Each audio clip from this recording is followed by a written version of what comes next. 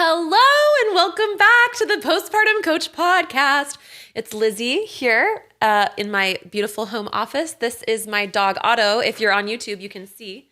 Here he is with his little white sock paws. He's a German short-haired pointer. And I am your postpartum life coach and mentor and friend and fellow mom of 4 kids. And we're here today to talk about what not to do if you are a loved one of a postpartum mom. Listen, I have been a loved one of a postpartum mom, and I also am a loved one of many postpartum moms because I serve postpartum women. So if you love a postpartum woman right now and you're concerned about them, or you're preparing to be a loved one and a supportive person inside the inner circle of a mom near you, I just want you to know that I am so grateful to you. We, as a community of moms, could not do the whole childbirthing thing without you. And we need you and we love you and thank you. Thank you for contributing to the birth circle, to helping women feel comfortable, safe, and supported. This is something that's completely overlooked by the systems of our society, but the people are not overlooking it, and we need you. And thank you, thank you, thank you, thank you, thank you. Now, with that, if you want to be a really helpful helper, there are actually some nuances to being a helper or a supportive person in a postpartum woman's life that can be kind of tricky. So the closest thing I can think of is maybe buying somebody a birthday gift, right? There's so many different types of ways to give gifts.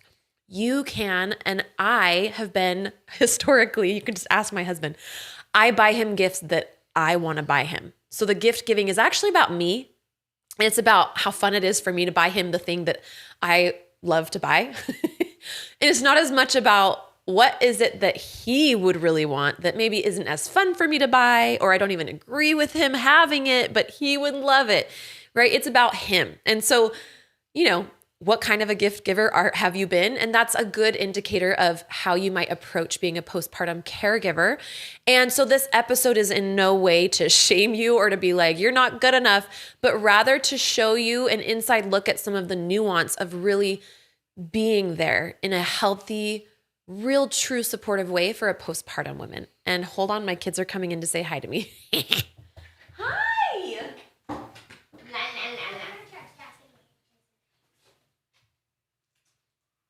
Who are you? Look, it's like, man, give me a kiss. And then I put my tongue away and give it to you. You have to come on and say hi. Who I'm calling? This is my podcast. So, my daughter Rosie's here. Rosie, say hi. Hi. Hi, Rosie. What did you do at school today? I sent a letter to my friends. Oh, you get to write like a note behind the teacher's back. No, we're allowed to. Oh, okay. Yeah, they let us. And then we had this thing that we did for like a year, and I finished it. What was it? It was like a packet, and we had these like reading buddies like that tall. We had reading buddies.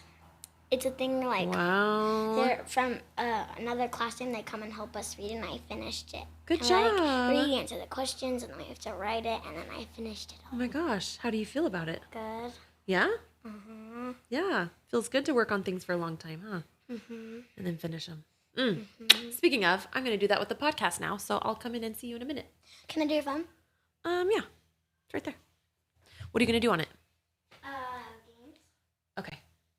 Just games. No.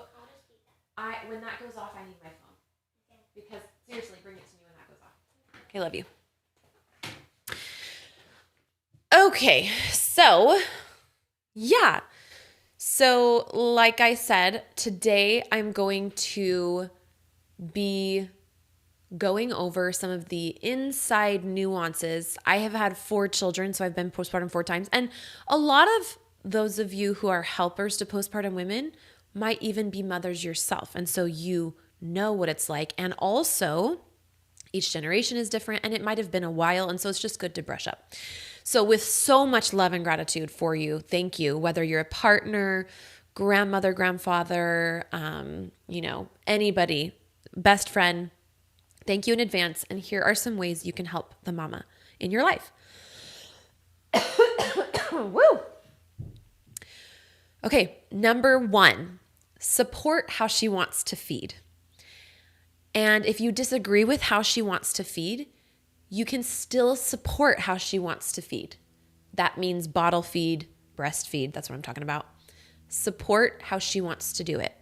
If you see her getting really burnt out and really low sleep, and you really think she should just bottle feed and give up breastfeeding, but she doesn't want to and she keeps trying it, support how she wants to feed. That means it's between her and her medical professional as to how much, making sure the baby's getting enough milk. That's the pediatrician. And the OB or her midwife can counsel her on how she should feed or not. If you have wisdom, share the wisdom.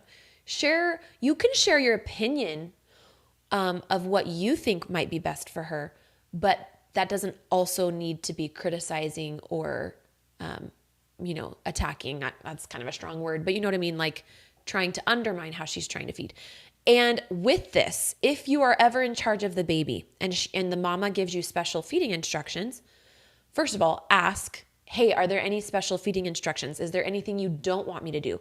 If she says, please do not give the baby a bottle, or if you give the baby a bottle of my pumped breast milk, please, do this type of feeding and hold it this way, right? If she's trying to keep a baby breastfed, but then somebody's giving the baby a bottle, sometimes babies can get attached to bottles and it can undermine the breastfeeding. And so make sure that you are, I know like she's probably not paying you if you're friends and family, but try your best within what is reasonable for you, right? To support how she wants to feed. It's period. Okay? So that's the first one. Number 2, what you can do if you're really worried about her and she doesn't seem to be doing it how you think she should, because it's okay for you to have opinions, is be the person that connects her to resources. Lactation consultants are people who are specifically trained to help moms breastfeed.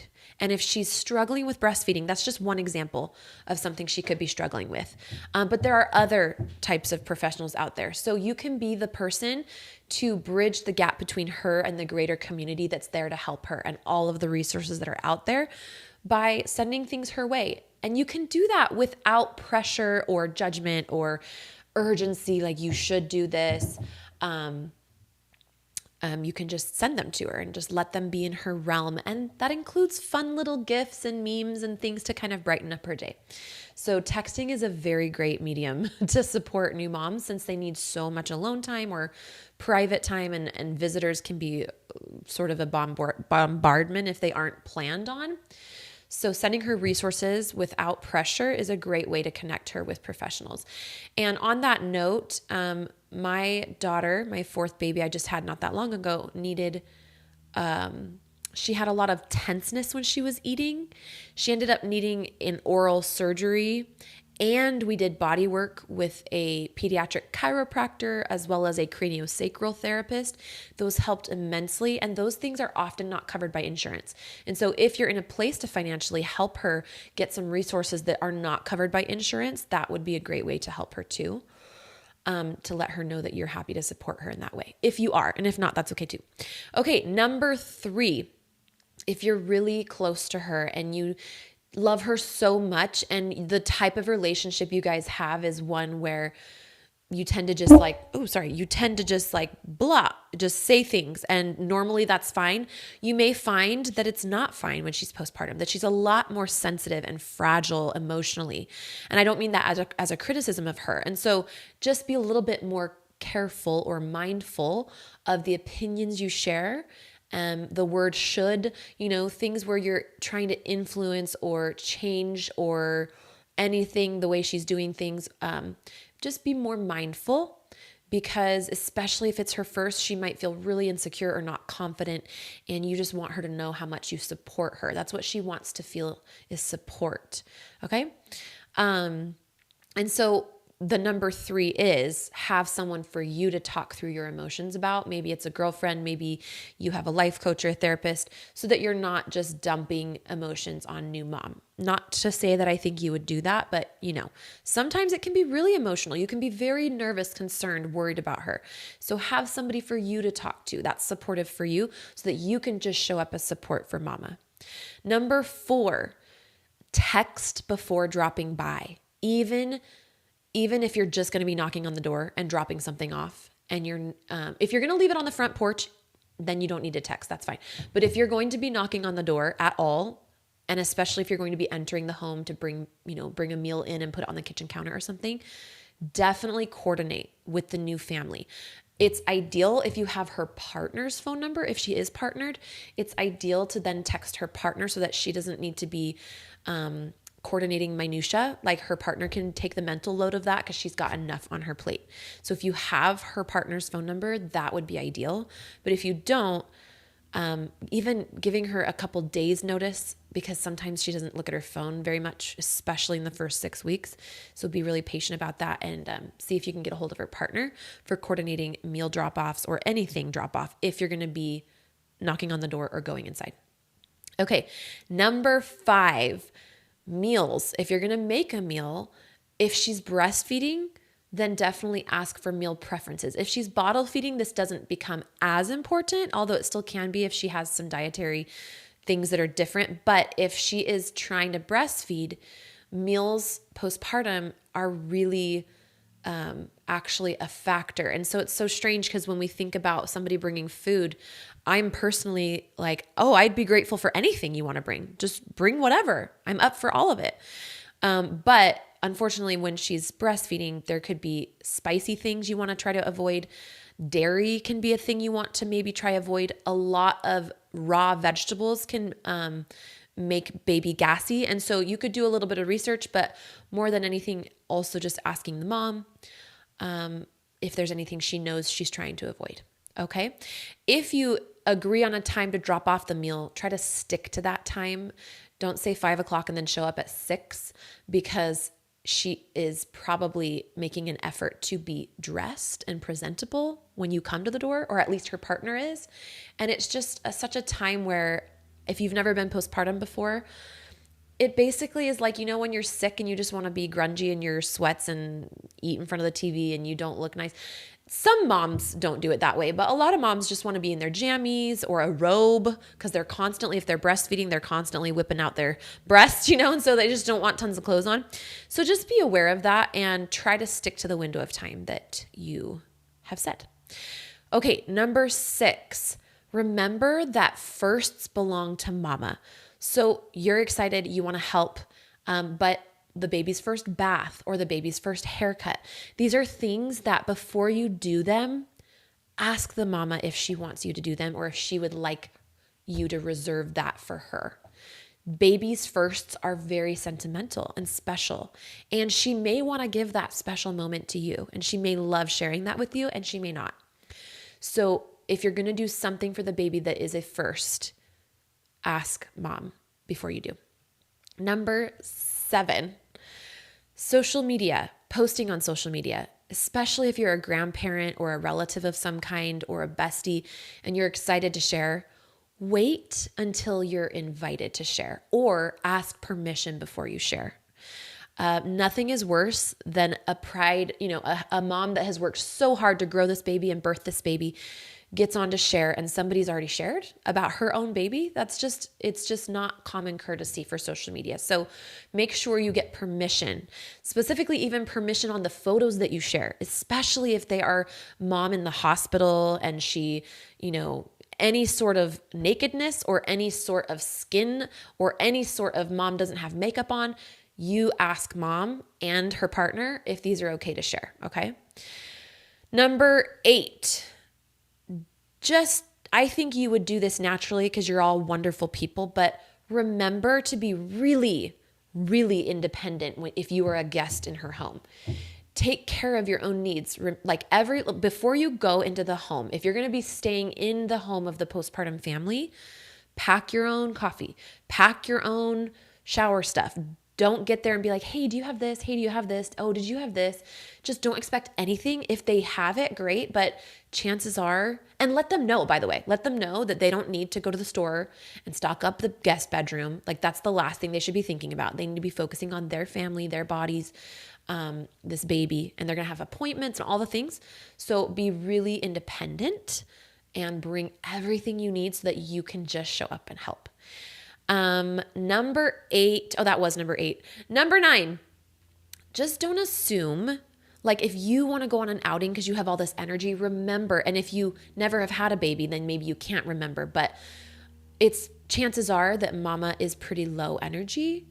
And even if she's not, she might be by the time you're halfway into an outing if it's a longer outing. So if you do outings, keep them short and close to home, because you never know if the baby starts crying and she can't figure out why, and then she's freaking out in public and now she feels ashamed and embarrassed. And if she has a 30-minute drive to get home and the baby doesn't like the car seat, right? Stay close to home in the first couple months postpartum. I would say up until like month 3. Stay close to home and shorter outings. And then also if she needs to cancel an outing, don't be offended, be flexible, because she's still trying to figure out how to work this baby. Even if she's been a mom before, every baby's so different, her body's different, etc. Okay. And then can I say though with number 9 that I was just talking to a client who's postpartum, and she still to this day remembers her mom and sister taking her out on a pedicure and manicure outing, and how nice it felt to get out and someone else took the baby. I think her partner took the baby, and it was just maybe an hour, but it did help her feel like, okay, life's going to get normal again. It was just a little piece of a normal life moment. So it doesn't need to be like a big fun outing, even just little moments that are her normal life before she had baby. That's actually what's really comforting to mama, is that she can start to feel a sense of normalcy returning. So it might feel mundane to you, but that's actually what she's craving, is to feel and sense normalcy, since so much in her world has kind of changed. Okay, and then number 10, don't be offended if she, I already said that, sorry. And then number 10, just in general, support her fluid schedule right now. I kind of already said number 10. So number 10, I actually said with number 9, but here's what I'm going to change number 10. Okay. And then number 10, this is just a list of gifts that you could give her if you're not available to be there in person, but you still want to support her. Okay. So slippers and or a robe, even though those are very personal things, you could also give her a gift card. But if you want to take a risk or maybe that they're very high quality slippers, or they have a lot of good reviews on postpartum type websites, slippers and robe, baby food, whether it's formula, if she's using formula, and definitely ask what kind of formula she wants. There's no point in buying a big bunch of formula if it's not what she uses, because she probably won't even use it. It's one of those, changing formulas can be a lot for baby's tummy. So making sure you check with her and get the type of food she wants or needs, and then you can get that. You can get her meals dropped off, whether through something like DoorDash, getting her a DoorDash gift card to be able to order meals for herself when she wants to and whatever meals she wants to. So the best kind of gifts are going to be ones that if you aren't positive that she loves, let's say In-N-Out Burger, for example, you don't exactly know what kind of food she's going to crave or want. Gift cards are so great, because having babies these days is expensive and it all adds up. And some of these niceties, like ordering food on demand or going out and getting a pedicure, are things that she would love to do and yet might need to go on the back burner financially, because baby formula or appointments that are out of pocket because insurance doesn't cover a pediatric chiropractor or craniosacral therapist, for example, right? And so gift cards are so great.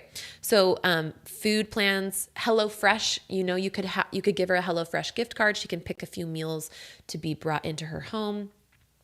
Something that's on the higher end is if you're in a financial position and you really want to support, helping her pay for a postpartum doula, especially if you really wanted to be there in person, but for whatever reason, maybe you got sick or you had something come up. A postpartum doula could cost anywhere from $800 to $1,200 for a substantial amount of hours. And it's a woman who is full-time. She's an expert in postpartum, and she knows how to really care for a postpartum woman and a new baby. My membership. So I have a membership called Postpartum Freedom, and it's a mental health support and also mama community support. And we do live group coaching. There is a curriculum and stuff like that. And so you can go to LizzieLangston.com/community, and you could gift her the membership. Just remember to put her email address. Whoever's going to actually be participating, make sure you use their email when you do the purchase, even if you use your credit card. But gifting her maybe 3 months, for example, or a year in the membership could be an amazing support to her mental health. And then don't be afraid to ask her, what do you still need? Maybe she had a baby shower and she got a bunch of stuff, but hey, did you notice any holes in what you got? Is there anything you still need? And you can even feel free to share a budget with her. Say, I'm planning on spending around $40. And what do you want that's around $40? Would you prefer a gift card? Was that easier for you? Or is there something you'd love for me to buy you? I actually had my stepmom do that. She wanted to spend about $100. She asked what I needed. I said a baby bouncer. I really want one, but I didn't register for one. It's kind of a nicety. She's getting a little bit more mobile now. I think she would love it. She's like, okay, here's an Amazon gift card, $100. Pick one out. It was so great. A couple other things you can do. These are just ideas. If she has a dog or a pet of any kind, offering to take the pet or take the dog on a walk, hiring somebody, or you can be this somebody to do laundry pickup and drop off. So she just gives you her dirty clothes. Reassure her that you don't care about dirty underwear, that you just want to help her. It's totally fine, right? House cleaning. Some moms might feel like that's intrusive. They might not love it. Other moms might. So that is an idea, but every mom's different. Taking her older kids on a fun outing. Just make sure that, they're not around sick people, bringing sickness home to baby. If you are sick, please wear a mask if you're around baby. Please avoid being around baby if you're sick. I know it's so sad for the grandmas, but we don't want to get baby sick when she's so little. And then postpartum massages. There are massage therapists that can specialize in postpartum and even C-sections and stuff like that. Okay, I hope that those ideas got your juices flowing and inspiring you. And I just want you to know that moms couldn't do this whole postpartum thing without you. You are so needed, so important, so vital. If you want more information about how the mama in your life or you could get more resources from me, you can go to LizzieLangston.com/work with me, and you'll see all of the resources I have. Thank you for being on the Postpartum Coach podcast. If this was helpful for you, please consider leaving me a written review on Apple Podcasts. That helps the podcast be shared with more people, and we will see you right here next week. Thanks, guys.